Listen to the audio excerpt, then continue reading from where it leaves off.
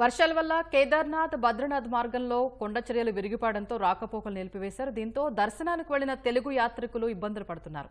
కేదార్నాథ్కు వెళ్లిన భక్తుడు సుధాకర్ ప్రస్తుతం మనకు అందుబాటులో ఉన్నారు. ఆయన అడిగే మరిన్ని వివరాలు తెలుసుకుందాం. సుధాకర్ గారు నమస్తే అండి, చెప్పండి కేదార్నాథ్కి అసలు మీరు ఎప్పుడు వెళ్లారు?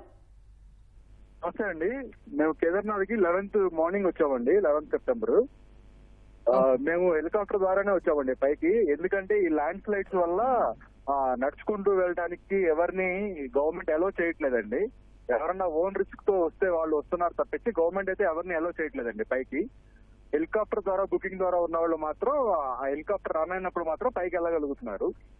అలా మేము కూడా 11th పైకి వచ్చామండి. మేము మొత్తం 18 మంది వచ్చాము. 18 మందిలో 14 మందికి అదే రోజు రిటర్న్ హెలికాప్టర్ టికెట్స్ ఉండే, వాళ్ళు దర్శనం చేసుకుని కిందకి వెళ్ళిపోయారు. మేము 4 members next day morning return మాది హెలికాప్టర్ స్లాట్స్ ప్రకారం.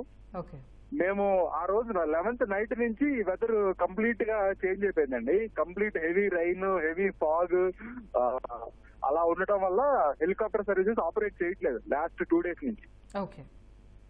సో కిందకి వెళ్ళడానికి ఏమో ల్యాండ్ స్లైడ్ ఇష్యూ ఉంది. మనం నడుచుకుంటూ వెళ్దామన్నా కానీ ఎక్కడేమి పడుతుందో తెలియదు. It's huge risk. వీడేమో ఇక్కడ ఈ వెదర్ కండిషన్ వల్ల హెలికాప్టర్ రన్ చేయట్లేదు వీళ్ళు. సో దానివల్ల మేము ఇక్కడ స్టక్ అయిపోయామండి. ఆల్మోస్ట్ 2 days అయింది. మేబీ ఇవాళ కూడా అదే కండిషన్ అని చెప్తున్నారు వీళ్ళు. రేపటికి ఏమన్నా క్లియర్ అవ్వచ్చు అని చెప్తున్నారు, కానీ 100% క్లారిటీ లేదు ఇప్పటికి కూడా పరిస్థితి ఏంటి అనేది. అంటే ఇప్పుడు ప్రెసెంట్ మీరు అక్కడ స్ట్రక్ అయింది 4 మెంబర్స్ ఉన్నారా సుధాకర్ గారు? అవునండి, 4 మెంబర్స్ అండి. మిగిలిన 18 మందిలో మిగతా వాళ్ళు వెళ్ళిపోయారు. అదే రోజు కిందకి వచ్చారండి వాళ్ళు.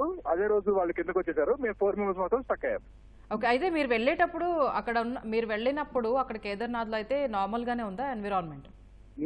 నేను వచ్చిన రోజు మాత్రం వెదర్ బాగుందండి. మొత్తం సన్నీగా ఉంది, అంతా ఎండ ఉంది ఫుల్ గా. ఆ రోజు ఫైన్. ఆ రోజు సాయంత్రం నుంచి స్టార్ట్ అయింది.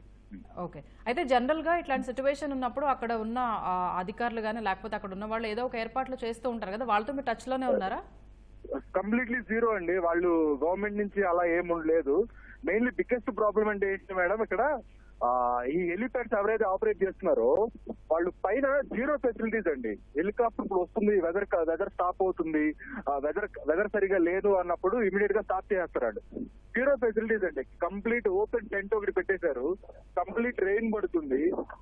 6 degrees 7 degrees టెంపరేచర్ ఉంది. ఫుల్ గాలి వస్తుంది. మనుషులందరూ బయట నుంచోవాల్సి వస్తుంది ఎవడైతే వెయిట్ చేస్తున్నాడో. నిన్నైతే మేము ఆల్మోస్ట్ 6 hours సేమ్ కండిషన్ లో స్టాండింగ్ అండి. ఆ తర్వాత ఇంక ఇది అవ్వట్లేదు అని చెప్పి మళ్ళీ నేను ఇంక వేరే రూమ్ తీసుకుని మళ్ళీ రూమ్ కు మూవ్ అయ్యాం మేము. ఓకే, అంటే జనరల్ గా కేదార్నాథ్ ఇట్లాంటి వెళ్ళినప్పుడు ఇట్లాంటివి జరుగుతూనే ఉంటాయి కదా, సో వాళ్ళు అసలు ముందస్తుగా ఇట్లా జరిగినప్పుడు మనం ఎట్లా ఉండాలనే దాని మీద అసలు వాళ్ళు ఎవరు అధికారులు కానీ అసలు ఏం స్పందించలేదా? స్పందించడం అంటే ఇక్కడ టెంట్స్ ఉంటాయండి. టెంట్స్ కొన్ని షెడ్స్ ఉంటాయి, దాంట్లో మీరు వెళ్ళి స్టే చేయొచ్చు. ఇప్పుడు అధికారులు స్పందించాలి అనే కండిషన్ వస్తే ఏదైనా డిజాస్టర్ అవ్వాలి ఇక్కడ.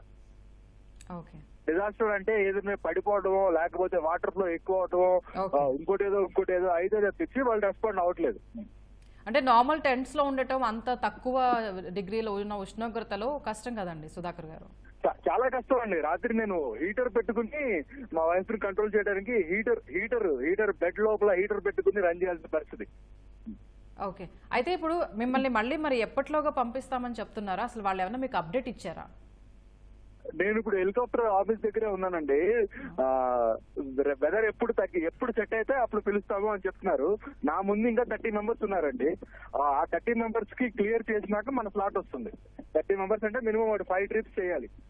వాడు నాది 6th trip లో వస్తుంది. So we are waiting.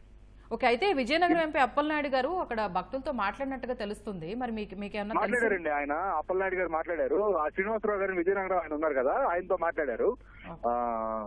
ఆయన కూడా రామ్మోహన్ రెడ్డి గారికి ఇన్ఫార్మ్ చేస్తా అన్నారు. వాళ్ళ ఓఎస్డీ గారికి చెప్తా అన్నారు. సంథింగ్ ఏదో జరుగుతుందండి, బట్ ఇక్కడ థింగ్స్ అయితే ఏమి మూవ్ అయ్యేటట్టు కనిపించట్లేదు.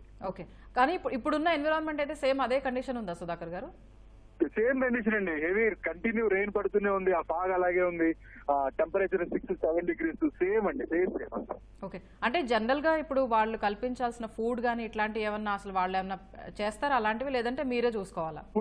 ఫుడ్ గవర్నమెంట్ ఏం పంపించదండి. ఇక్కడ కొంతమంది షాప్స్ పెట్టుకుని ఉన్నారు. మనకేమైనా కావాలంటే అక్కడికి వెళ్ళి తీసుకుని తింటా. ఓకే, రైట్ సుధాకర్ గారు, అయితే ఇప్పుడు త్వరగానే వాళ్ళు రెస్పాండ్ అవుతారని కోరుకుందాం. అందులో మీరు కూడా చెప్తూ ఉన్నారు రేపటికల్లా మళ్ళీ ఎన్విరాన్మెంట్ సెటరేట్ అవుతుందని. యా, వెదర్ కండిషన్ అయితే అలా చూపిస్తుందండి. వెదర్ ఫోర్కాస్ట్ రేపటి క్లియర్ గా మరి చెప్పలేదు ఏం జరిగింది అనేది. ఓకే అండి, రైట్, ధన్యవాదాలండి సుధాకర్ గారు.